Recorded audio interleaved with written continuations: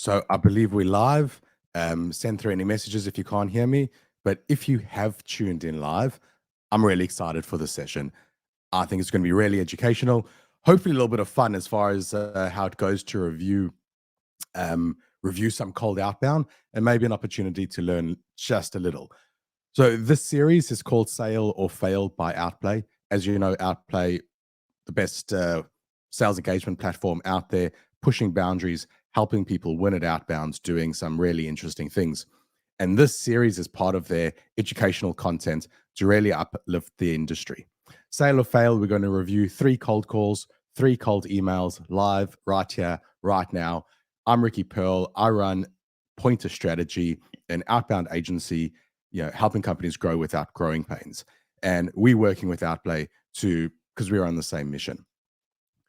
So before I dive in, the tone here is a little bit of fun. I want to just stress that the professionals that we're reviewing here submitted their details from a form to be reviewed.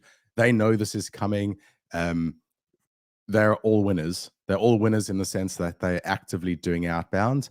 And as long as you're actively pushing around, calls downrange and emails out the inbox, you are going to be winning with outbound. So with that in mind, let's start. Also, just to bear in mind, this is live. Type your feedback, type your questions. It will come up on my screen, and I'll be able to engage straight away. So let's dive right in. Right, I'm going to share my screen.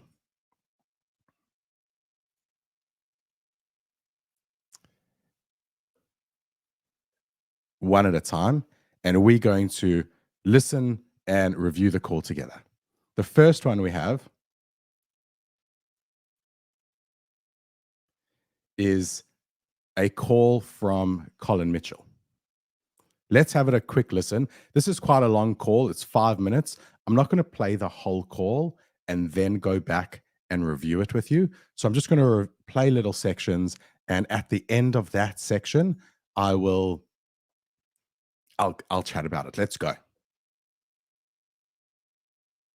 Hey, this is Colin with Humatic. Actually, first time giving you a call here. Do you have half a minute and I can tell you exactly why I'm reaching out today?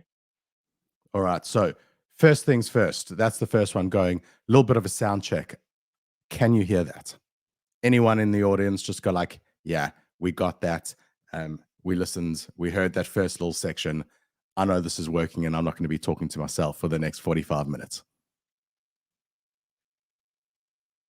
All good. We heard that. All right. So let's crack on. I'm going to start that again and we're going to listen to his cold call introduction one last time. Let's go. Again, Colin. Hey, this is Colin with Humatic. Actually, first time giving you a call here. Do you have half a minute and I can tell you exactly why I'm reaching out today? Yeah. Yeah. All right. So off the bat, he led with a classic permission-based opener. This is his name from company. And do you have 30 seconds or half a minute for me to tell you why I'm calling? They said yes. 99% of the time, if you use a permission-based opener, you should get through. The only thing to bear in mind is it does depend on who you're calling. If you're calling VPs of sales, chief revenue officers, which is who I imagine they are calling, we're finding a dramatic decrease in acceptances for permission-based openers. It really has to be delivered well. It can still work. It does still work everywhere in the world. If you have an incredibly tough persona, you might need to look at slightly different techniques. Colin obviously knows what's working for him, and that seems to be working. The one thing I will say on it, right, just as far as tone goes, it sounds a little bit frantic. And I'll show this to you a little bit later. When you hear Colin's natural tone, how much calmer it is, you'll see that this is a little bit rushed, maybe a little bit too quick in its delivery. Have a listen again. Hey, this is Colin with Humatic. Actually, first time giving you a call here. Do you have half a minute and I can tell you exactly why I'm reaching out today? So he says his name and where he's calling from, and that this is the first time calling, and do you have half a minute? There's like a lot of information for this person to comprehend within the first 30 seconds.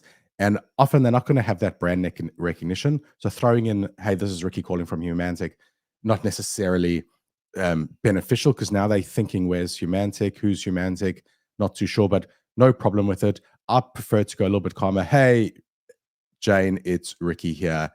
We haven't spoken before. Could I take 30 seconds? Just tell you why I'm calling. Something simple like that. That's fine. And otherwise, he got the permission and he moved on. That's perfect. Yeah. So the reason I'm reaching out is came across your profile here, and I was just curious to find out what. So that one line, the reason I'm reaching out to you, you've already said, do you mind if I tell you why I'm reaching out? I like to drop that line, the reason I'm reaching out, only because it's becoming quite synonymous, right? It's becoming quite common. It's a sales phrase at the moment, and I try to break all patterns, including patterns that represent sales phrases.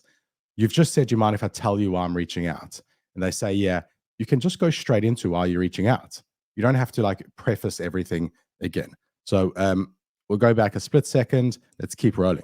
Here, and I was just curious to find out what you and your team are doing today to have better insights into your prospects, to personalize, the sales process all the way from top of funnel to closing. So that's nice. He asked a provocative question. He didn't say this is what we do. He didn't say, he just asked a provocative question. Is it the most provocative question?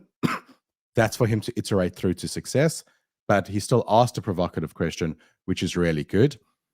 It would be better if that provocative question poked at a pain as opposed to just a challenge. Like the challenge he's posed is, what are you doing to do X to help with your closing, as opposed to, which is more of a process challenge. Like, what are you doing to make sure your team members update their contacts within CRM to help you facilitate your deals? Like, that's a problem. What are you doing to help facilitate, get your team members to update CRM? Absolutely a problem. But if he said a big problem is, look, a lot of companies aren't closing deals and losing out on 30+% of revenue simply because CRM wasn't updated. Do you think that's a problem you have? You've really poked a hole at the end problem, which is the lost revenue. But anyway, really good. It varies rep by rep, but we run a pretty, what I would call, buyer aligned sales process. So we don't do a lot of like spray and pray outreach. We don't find that it works very well. So I'd rather have my team make 5 calls a day, and those calls be really custom tailored to who you're talking to. Can you hear how this person's talking, Colin, saying, yeah. That's really a good thing. That is not interrupting. That's not over talk. That's conversational.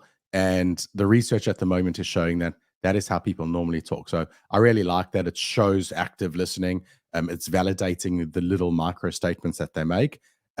Just make sure that when you do that, it's not you like revving up to go. Like when you want to interrupt someone, you start with those little over talks so that you can catch a break. Just make sure it doesn't come across as that, and it does come across as genuine. In this case, Colin does it very well. To what their buyer persona is, why they would want to buy our stuff, much rather than just you're speaking my love language. Yeah, I bet. At the end of that statement, he said, "You're speaking my love language," right? Awesome, right? That's very casual. That's very conversational. He also brings in a chuckle. So this is at 1 minute is the first time he's gotten to, a really casual conversational tone. So now this is where we should be. And that's really good. And also that little statement at the end, validating what the person has said, is really good. It's encouraging for the prospect. Do you guys use like Zoom Info, Sales Navigator, or something else? We do a combo. Open question. That's great. We use Zoom Info mostly for like, I found this person that I want to talk to. I need to find their email address or their phone number. Right. We're doing a bunch of bulk imports from Zoom Info. Sales. Everybody on the team's got Sales Navigator. Our market, we're in the public sector space. Hit or miss when it comes to having our buyer be on. So this buyer's really giving details. Or even have them be connected with people that we would need them to be connected to for LinkedIn to be all that important. He's opening up. But we also have a proprietary customer and prospect program in which we collect a bunch of data points from a bunch of, whether it's firmographic data, demographic data, industry trend data, and we generate basically a composite score for who's most likely to be interested in our product. That's and pretty who's most advanced. likely to spend money with us, if that makes sense. Yeah, no, I love that. Have you ever looked into enriching that with like personality insights? Right. So this is where Colin goes in to ask, have you ever considered enriching that with personality insights? And to me, this is the first time that Colin's made an error that he really, could uplift his cold calling game. Yes, the opening, the pitch was maybe a little bit frazzled. It was too fast paced, could have been toned down. Potentially the provocative question could have been a little bit more punchy, but you know what? Both of those pass with flying colors. And if you're calling like that, you're going to win every time. This is the first faux pas for me, in that this prospect has really opened up. They have come a long way and said, we've got Zoom info for every sales rep. They're spending a lot of money. Zoom info, we all know, is extremely expensive. They've got sales nav for every sales rep. Sales nav, we all know, is really expensive. They've already got two tools that a lot of prospects don't have. They've got a proprietary software that helps them score the market. And this buyer has also mentioned that they'd rather call 5 people a day at very high quality. They don't do spray and pray. So this guy's building a real quality shop. And what Colin does is he just says, yeah, I love that. Tell me, have you ever considered personality insights? I.e., oh, that's nice. Have you thought about this next thing as well? I would have liked him to have spent some time on the yeah, that's nice. Your prospect has generously told you on a cold call what they're doing. Like, lean into that. Like, wow, man, that's this is obviously not your first rodeo, because that sounds like an incredible process, right? It really seems like you know what you're doing, you know what's going on. Like, you've just validated the effort that they've given them with more than just, yeah, I love that, which is like a throwaway line. So lean in. If prospects are opening up, compliment them on what they're doing in a genuine way. Like, wow, man, your team must be pretty happy. It sounds like they've got a really strong setup, right? Don't be scared to let them know they're doing well and that they have a good solution, because I have good solutions for all of my problems. But if I'm really motivated to win at something, I want the best solution. But you're not going to get me to change by telling me my solution isn't good enough or is bad. Right? So it's irrelevant. Rather build rapport more by leaning into that good that they're doing, like here. And that's really a place he could have leaned in. Wow, man, it really sounds like you've got a good thing going on. I'm also hearing that you're really focused on quality, right? Like, you don't want the spray and pray approach. You want low volume, high quality outreach. I guess with that in mind, have you ever looked at personality insights to really help your message resonate at an individual level, right? So you can take that that praise that you're giving them on how they're currently solving the solution, and then ask them this extension. But if you don't validate their statement, you're just saying, yeah, but, which we want to try avoid. But again, like, he leads in, and this prospect is super conversational. On a specific person. I'm not opposed to it. I will say that we're in a bit of a tech stack freeze with the economic uncertainty right now. Yeah, it's interesting. I will say also, I'm one director of sales in a revenue organization that's about 600 people strong. So I hope you have a bottoms up sales approach. So this prospect is now, like, very openly, he's a seller. He knows what's going on. The one thing about selling to salespeople, which is never the best gig, but they know the road, right? So he said,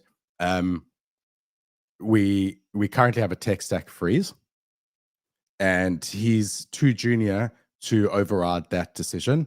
And he's saying this in the terms, I hope you have a bottom up approach. Let's see how Colin handles that objection. Yeah, definitely. I mean, I'm not trying to sell you anything today, at least not yet, but just see if you guys would be open to. Right. So I'm not trying to sell you anything, at least not yet. Luckily, he said, at least not yet, never lead with "I'm not trying to sell you anything," because it's a fucking cold call. That's you're right. So you never want to say that line. He did save it by saying "at least not yet," so he's showing some openness and honesty. He could have brought in a bit more personality again, a little bit calmer. When this person's just give this bottom up approach, definitely a little bit of chuckles, a little bit less formal tone would have helped. But he is calm, and this is really okay. And the approach he's taking now, let's listen. This is the true objection handling.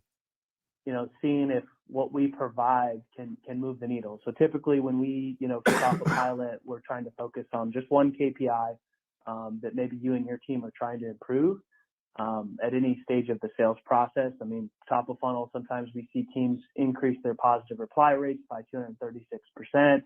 If we're focusing more on closing and stuff deals, we see close rates increase by like 6.2%.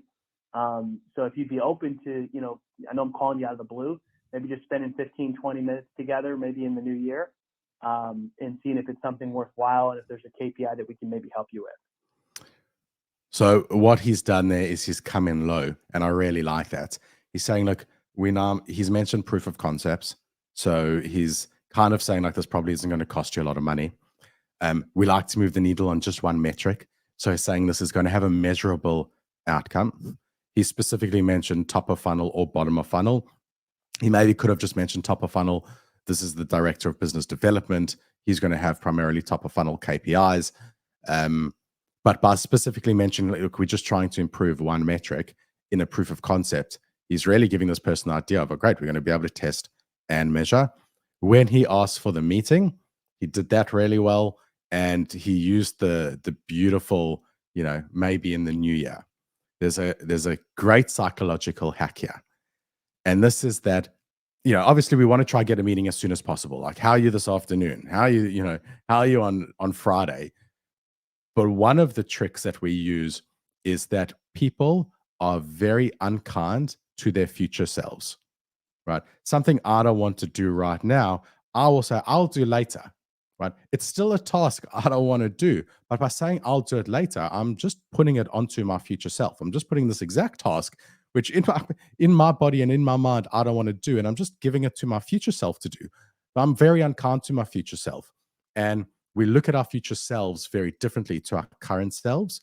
And so putting a meeting onto, if you can't get a meeting on their current self, you can try on their future self. And by saying in the new year, really opens that up where people are like, oh, mate, in the new year, I'll fucking do anything. Yeah, it's the new year, right? I'm happy to do anything in the new year. I'm happy to start a diet. I'm happy to go to gym. I'm happy to do all the bloody things that I want to do this year. I'll do in the new year. So that trick, December was our best performing month, simply by saying, look, I'm sure you're swamped right now.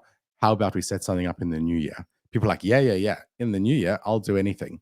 So he used that hack here and it's paid off. Yeah. After January would be great. We're kind of all heads down with the quarter stuff for the next 20 or so days. Yeah. Cool. Do you have your calendar in front of you? Yeah. Perfect. That's a great right. question, by the way. He never said, I'll send you an email. To you for using some good outbound cold calling tactics. Even the prospect, even the prospect was good. Yeah, right. I gotta at least sound like somewhat of a professional, right? Right. Yeah, it's hard to sell to sellers. Right. He then goes through the motion. I don't think we need to listen to the rest. He has, we can go into the minutia of how he sets up the details, but like Colin saying, I've got some availability on like the 5th or even the 6th. So he's starting with the day, starts with the day, then moves into, morning or afternoon, and then into the time. But once into the administration of the meeting, like absolutely there's techniques there, but he's got the meeting. So overall, I would say this is a great cold call. Permission-based opener, provocative question, elevator pitch was pretty smooth, pretty calm, and pretty sweet. And played his cards well for most of it. The two pieces of feedback I'd give Colin if I was call coaching him would be this. One, after a prospect opens up and tells you their process, validate it, lean into a little bit, make them feel good about that, because that will put them in a much better mental state than just going straight into gaps. Yes, we are there to poke gaps, but a little bit of push-pull, right, can do wonders. The other thing I want to show you is this. Listen to his tone for the exact opener, right? And then I want to show you his tone slightly later in the conversation. And you tell me which you think is better. Hey, this is Colin with Humantic. Actually, first time giving you a call here. Do you have half a minute and I can tell you exactly why I'm reaching out today? Yeah. Right. So listen to that tone. True. And now listen to his at any stage of cadence. the sales process. I mean, top of funnel, sometimes we see teams increase their positive reply rates by 236%. He's much slower, much calmer. And so that later tone, I think is a winner. Anyway, I'm going to move on. I hope you got some insights out of that. Let's look at the first email. So first email, we're going, and here we're at, right? Hi, so-and-so, the chosen one. Thanks for getting back to me. I'm attaching a one-pager about something at the bottom. Do let me know if you need more specifics. I'll get back to you ASAP. I'm sure your calendar's packed and you're too busy. Hope I'm there one day. But would you be opposed to checking our platform just for a 15-minute call? I could have it scheduled based on your convenience. Let me know. Waiting to meet you. P.S. I'm a newbie SDR. Rate me on a scale out of 10. Right? There's a whole lot going on here. And personally, I wouldn't like to see a mail like this going out. So hire something, the chosen one. Obviously, that's come from some kind of personalization. And so I'm happy to see that. I don't know what the personalization was based on, but that's good. I would have left it there. The ha ha ha ha ha ha ha sets a super informal tone for the message. A smiley would have been enough. An emoji would have been enough to kind of bring it down. But this is also sent as plain text. I assume all that should have been an emoji. But either way, I wouldn't have gone so out there. But you know what? I don't know what the personalization was. I don't know the personality of this prospect. Maybe they got it right. The rest of this email, thanks for getting back to me. Right. It's a very subservient statement. Even calling someone the chosen one also is a little bit subservient, but thanks for getting back to me. It's a little bit of fluff. I cut that from all emails, even though this is clearly a reply. This is clearly further into the conversation. I'm attaching a one-pager about whatever at the bottom. Do let me know if you need more specifics. I'll get back to you. Again, let me know if that's okay, and then I'll get back to you. It's trying to be very serving, right? But coming across too subservient isn't necessarily beneficial, particularly when talking to executives. There's a lot of fluff in there. The I'm attaching a one-pager, like that's in the active tense. I'd probably just say attached fine. It's not your normal business talk. Also, I prefer to type the way you talk. Most people don't talk like this. You could have just said, let me know if the one page below has got everything you want. Obviously, if it's not, and they let you know, you'll get back to them. I think that's assumed. So don't put all of this assumed knowledge into your email. Then there's a spacing gap. You can see a spacing gap just before the I'm sure your calendar is packed and you're too busy. Again, no need to make that assumption. If they're too busy, they're going to say no. You don't have to lead with, I'm sure your calendar's packed. Also, this isn't a cold call. So I would skip that whole line. I hope to be there one day. I don't mind a little bit of personalization. But again, we've just gone fluff, fluff, fluff. There's no real meat yet. Yeah. But would you be opposed to checking our platform just for a 15-minute call? Again, it's so subservient. So like the whole tone of this email is like really trying to like suck up to this person for a meeting. I could have it scheduled based on your convenience. Like again, obviously it's going to be based on this executive's convenience. So like you could cut that whole line. No one's going to, I'd love a meeting at 3 a.m. if that's the only time that works for you. I'm only going to give you bloody options that are convenient for me. Like you don't have to add a line like that. It's not going to convince someone. I thought this was going to be an inconvenient time, but since it's going to be a convenient time, then I'll take it. No one's thinking that way. Then let me know. Waiting to meet you. By sending an email with a question mark, it says I'm waiting for an answer. Again, a line you don't need. P.S. I'm a newbie SDR. Rate me out of 10. I don't think that's too beneficial. I don't think someone's going to respond and say 3. So if you didn't do a good job, you're just not going to get a response. If you're trying to add a little bit of personality, fine. P.S. I'm a newbie SDR. I don't know. Mate, are you going to get a pity meeting? So I think there's a lot of fluff here that could be cut out. What value have they added? The one pager, right? I would have just gone, let me know if the one pager below's got what you need. How's about we put 15 minutes on the calendar to discuss it, or however you want your call to action to be, or send me some available times and let's slot something in to discuss it.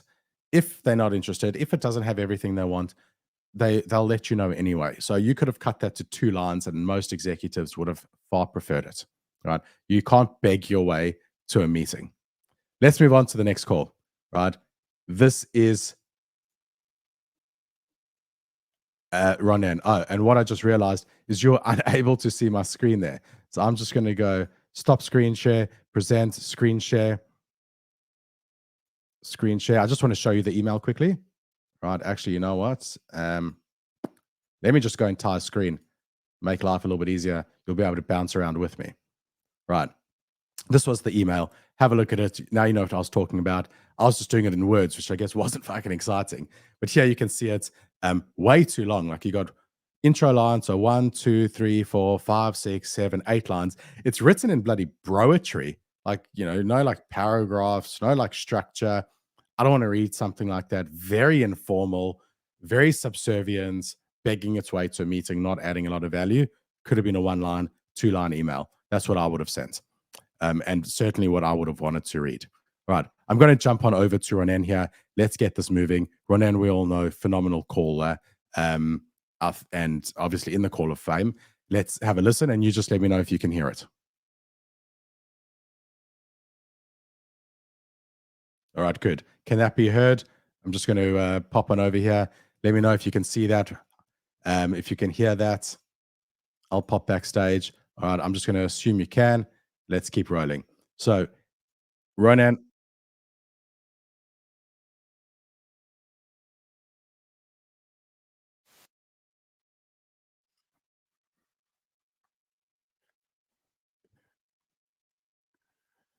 Right. He's just got a vibrant prospect. We love that.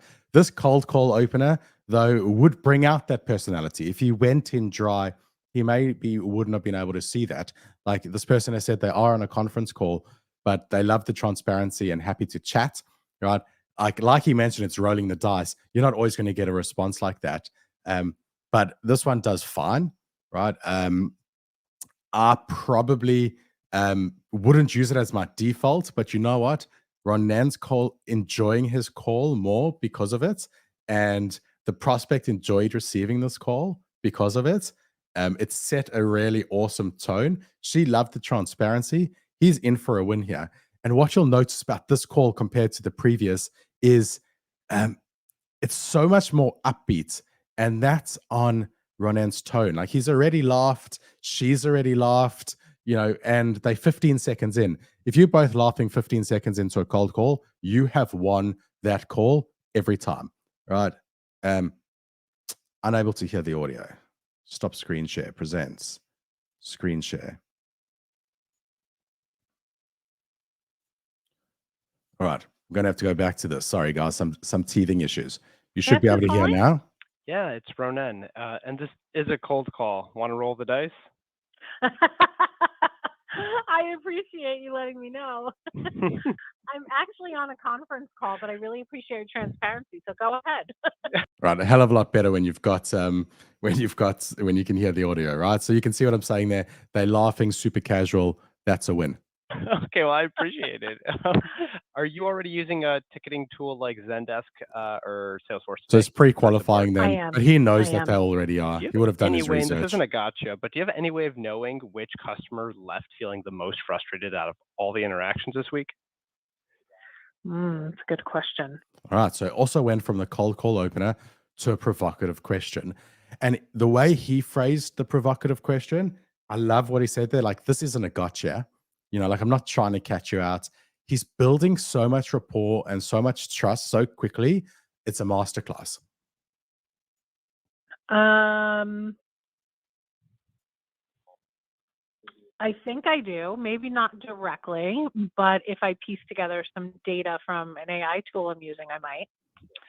Oh, okay, cool. In short, what we're doing at Stylo, and the reason for my call was to see if you were curious to learn more about how we.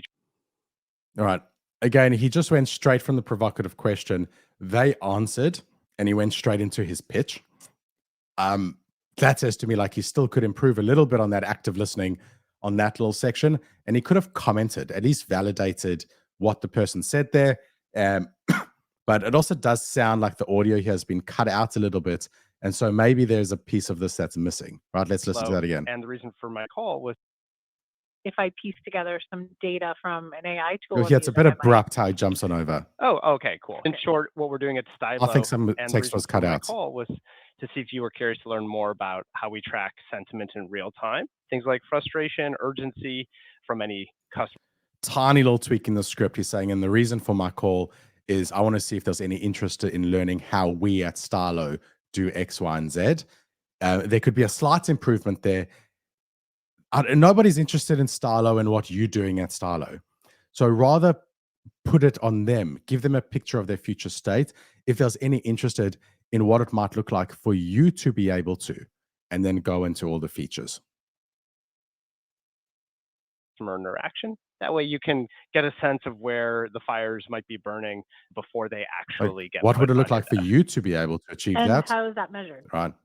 Great question. In short, what we're doing is we're using natural language processing to. Personal pet peeve when people say great question, the way he delivers here, like Ronen's genuine talent is his tone is fucking awesome. But you've got to be very careful when you say quick question. Quick question can come across extremely condescending. Sorry, great question, not quick question, great question. If you're saying great question, it really can seem condescending. His tone is perfect. It comes across really well. But if you can avoid that phrase, do it, because it can come across super condescending. First, tag and categorize all of your interactions for you, so you don't have to have your agents do it or rely on the accuracy of that. And then second, we layer sentiment analysis on top of it based off of the model that we've built, which requires no training, works from day one. So that's interesting. Is this similar to Gong, where Gong would be used more so on the sales side? Is it similar to that? Kind of, yeah, but really focus on customer support. Yeah. Sort of a this whole part of his call support, and for a very functional purpose to reduce this whole part of the call perfect support and try to prevent support related. All right, he goes into book a meeting. Okay. Well, you have my attention, and I really appreciate your transparency. So I'd love to learn more. Right, great call, right? Really, like anyone making calls like that, you'd just be so happy. You'd be like, absolutely, I'd take calls like that 10 times out of every day of the week.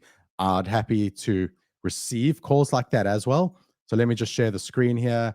We're going to go to the emails again, but let me know what you think about that. I think that was a really great cold call. Tiny little tweaks. I personally don't like to say great question. I'd say like, oh, that question really lays me up for the real benefit of our product. Thanks for asking. You know, like keep that personality in there. And other than that, you know, we love it. Right, let's move on to email number 2. So, that was email number 2. So I need to jump back to email number 1. Right. Did you hear about the saleswoman who sold a lot of freezers over the phone? Right. She mostly did cold calls. Joke. Right.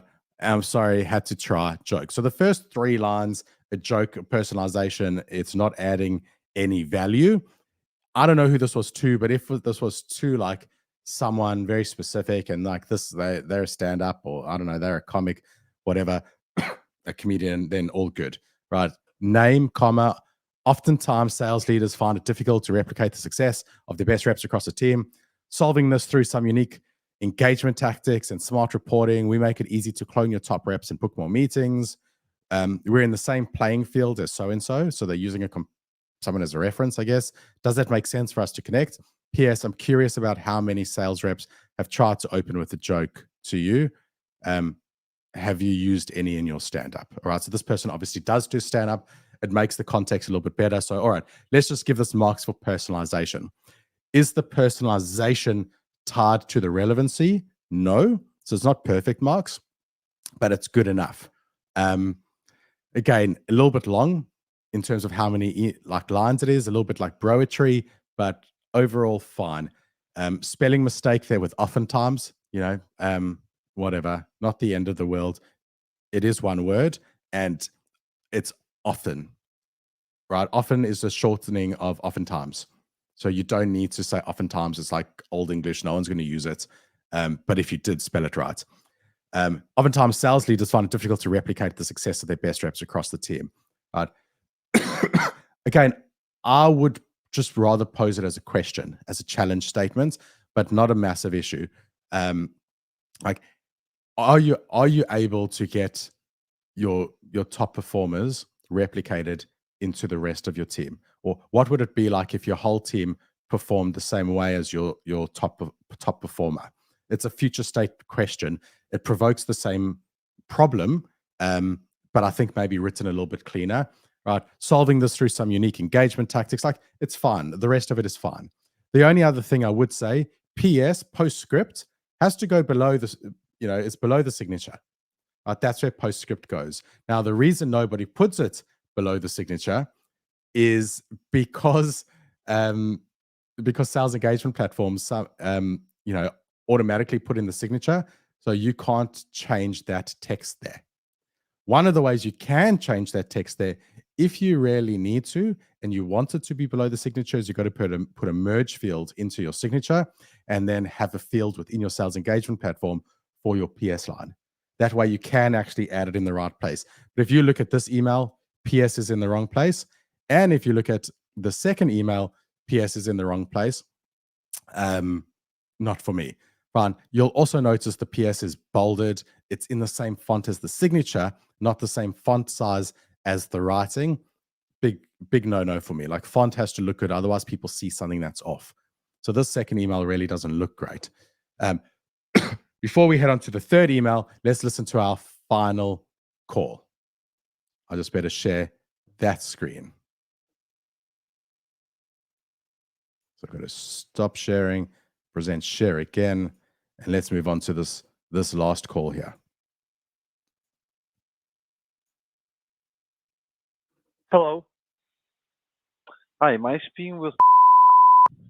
Yes. Hi, this is a call from Elevate. He asks if he's speaking to so-and-so. Never do that. Never have to say, hi, am I talking to Jane? You called Jane. You use data intelligence tools. You know it's their number. And by saying that, they know that you don't know them. Right? Never start a call with, hey, am I talking to Jane? Assume you are talking to them. If you're not talking to the right person, they'll just tell you and you'll bum out on the call, which is going to happen anyway if you literally called the wrong person. But by saying, hey, am I talking to Jane? You bring your likelihood of winning on these calls lower down, because it's not great technique. So drop that if you can. My name is Sen. This is a cold call. Do you have 30 seconds? Yes. He's mixed up that cold call opening. We said, this is Sen. This is a cold call. Do you have 30 seconds? The whole reason to mention it's a cold call and ask that is, one, it's a little bit of a pattern interrupt, because you ask the question, you answer the question in their head, who's this person? So by saying it's a cold call, they're going to have some connotations, and you've got to bring in a bit of personality. And this is very dry and monotonous. You're going to hey, be honest, this is a cold call. I personally prefer the line saying, we haven't spoken, right? That answers the question. When they have in their head, do I know this person? So I prefer to say we haven't spoken, but you can say this is a cold call. There are just some negative biases with cold call. And that's why I think the other one. And do you have 30 seconds? You're asking for their time. People would say, no, quick, I don't have 30 seconds. You need to add answer after that for me to tell you why I'm calling. Because it's not about the 30 seconds. What's the 30 seconds for? You've offered no value. But do you have 30 seconds for me to tell you I'm calling? I'm curious as to why you are calling. I will trade 30 seconds to find that out. So definitely add on that provocative curiosity which you're creating with, can I tell you why I'm calling? Right? Somebody says to you, do you want to know a secret? You want to know the secret. Like, hey, can I tell you a secret? You want to know the secret. Just that leading question is provocative. So get that opener right. It will perform better. This person happens to say yes. Thank you. If I understand correctly, the senior sales operations manager, is that correct? Correct. And if you don't mind me asking, does commission management for the sales team fall under your purview? Again, with asking if they that certain title, you've got your data right. Just say, just lead with this purview question rather. Drop that whole like, if let me check if I'm correct. Are you this title correct? And if you don't, does this management of the sales team fall under your purview? If they that title, it would. So rather ask a more provocative question around like, are you responsible for something, and make it a KPI. Tell me, does getting the reps to hit KPI, or does making sure all the reps get paid on time, or whatever it is, like, are you responsible for this? Which is fine. So this is a good routing question. I think it just could have been a slightly more provocative, slightly better question. This is a bit high level. Like, does the sales team fall under your purview if they're the sales director? Yeah. Somewhat, yes. Oh, okay. If you don't mind me asking, how are you guys currently managing it? Like, he's asked such a big, like, how are you currently managing it? Like, does the reps hitting commission and managing a sales team fall under your purview? He says yes. How are you currently managing it? So we're like, fuck, do you have like 5 hours for me to tell you how I manage a sales team? Way too big of a question. And it's because his provocative question wasn't specific enough. So because the provocative question wasn't specific enough, this question is now even too big. So he would have needed to have gone into more minutia. And you'll see that by the response that he gets from the person he's calling. What do you mean as far as what tool do we use? So like the prospect Yes. is leading Because, it. He's like, doesn't understand. Yeah, so we use a tool to administer, and then exactly to roll them out. Okay. So the reason why I call this elevator.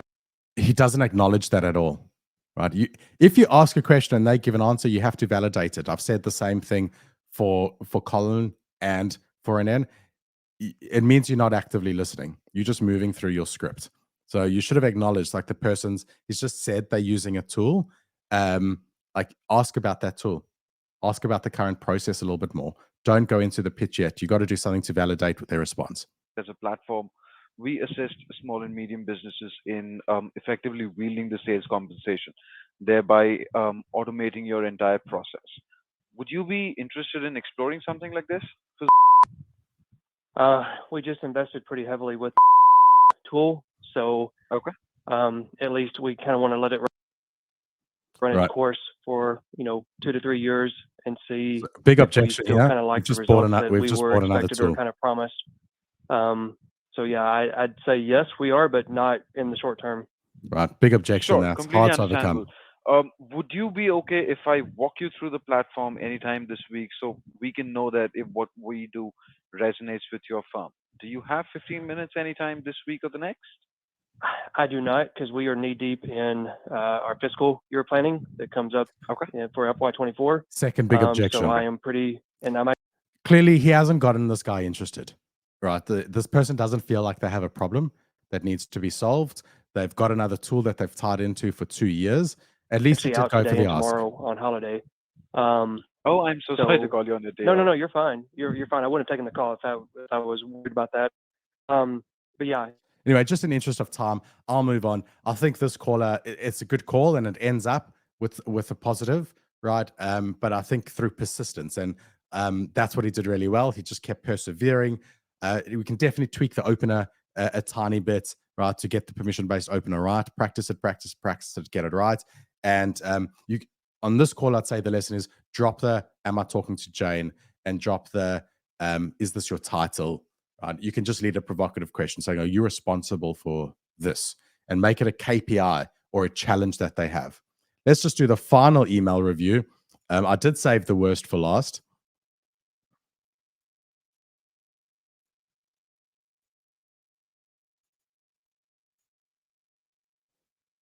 Right. Email 3. I'm joking. I didn't save the worst for last, but let me know what you think of this. Right. It starts off with, as so-and-so mentioned. So there's no high introduction. I don't mind that. As a reference mentioned in a post that is important to have an agile, that it is important to have an agile platform for people to make engaging video content, comma, It is also important to have a tech stack for sales reps to engage with prospects across the channels, comma. Many CEOs say that not having the right platform has led sales reps to miss out on their most engaged prospect, thereby yielding poor ROI. We help sales reps figure out how low-hanging warmest prospects through some clever engagement tactics that help your team boost 2x more meetings. Open to see how your team can leverage this?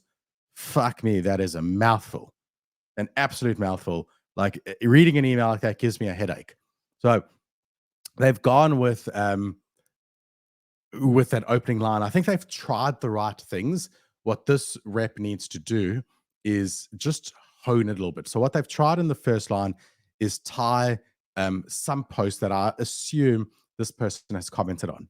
If this person commented on and you're sending this email that day, all right, it's good technique for personalization, but the sentence doesn't actually make sense. As so-and-so mentioned in a post, that it is important to have an agile platform for people to make engaging video content. You need make the engagement on the platform, or do they just need an agile platform for them to then be able to make engaging video content? So it's not actually a complete sentence. There's a lot of ambiguity in the subject. It is important to have have a tech stack for the sales reps to engage with prospects across all channels. I still don't really know. I think we're talking about video.